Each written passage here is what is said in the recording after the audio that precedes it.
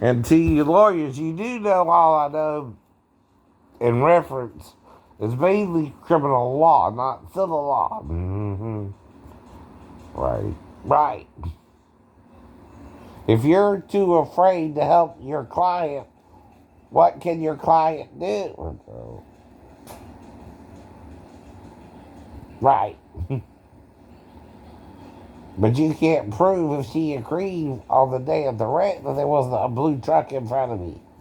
One of those utility type trucks, right? I'm describing it for you. And I did not hallucinate it, idiot. No, you didn't. Right. Don't try and pull that shit either. I don't hallucinate that way. My voice is, alright, don't cause me to hallucinate. Right. It's called audio, not visual. Not visual. I've never complained of a visual hallucination, right? I usually see what's right in front of me, even if I'm behind another car and didn't see the bus till the last second. I stopped because my light turned yellow, right? Which is what I told Officer Martin on that day, right? But he didn't listen to me, right? He saw all the kids on the bus and panicked, right? And made it my fault. I know he did. And see, I'm the one left holding the bag because I'm the one mentally ill, right? It don't mean I can't drive that right. Or don't know how to take my medications right. I know which ones make me drowsy too and which ones don't. And I never got into a wreck that way. Do I have it? Even if I accidentally take the drowsy stuff, I'm still fighting it strong enough to make it home. I know. When I get to the wreck, it could be the other person's fault, and you just don't want it to be that simple, do you? Right? Like I told you about the other person before that in Fort Worth, right? The car wasn't in the proper lane to turn. They were in the lane where you normally go straight. And my light was totally green, right? And I'm coming around the bend, so I'm going to just see them at the last second and slam on brakes, right? You can't stop then, right? And like I told you before, at that intersection where the McDonald's and the Pilot is, the left turning lane to turn into the hotels is not on the main strip, and I'm not going there. I'm going home to Garden City when that wreck happened. Right?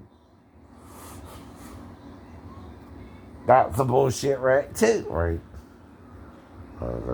Most of them are bullshit. Even the one involving me blacking out. I mean, the first one is strange because my stepbrother wasn't injured at all, right? But I was all cut up, right? But only cut up, right?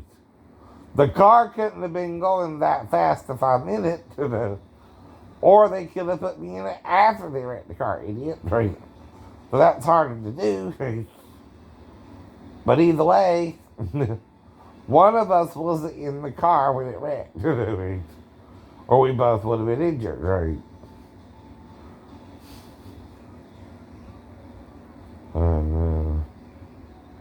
Now that could be a criminal case against my stepbrother or someone else. That's why. That's why.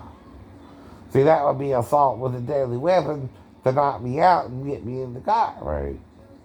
And wreck me alone in the car without little Ronnie being in the car, right? That would be criminal. Mm-hmm. And see, I gotta prove that beyond all reasonable doubt, but because it's so long after, I can't. Even then, you got statutes of limitations on that shit, right? But like I said, that ain't what I'm going for, right? We're going for a current wreck within the last 2 years, right? Where it seems to go back and forth with who's at fault, right? Two.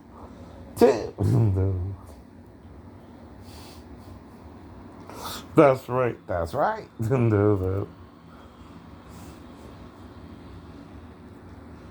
This time someone stopped in front of me, but I saw it in time and stopped in time was up, and then someone hit me, you know, who was too close to me, right?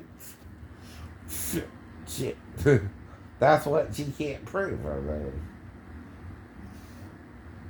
That you didn't stop in time to avoid someone else in front of you. Right. Now, again, under civil law, I don't require as much proof as you do under right. Right. And, criminal law, right? Either to prove a case, right? Most of this stuff on YouTube is reasonable doubt, right? You can't prove it. You can't prove it now. Right.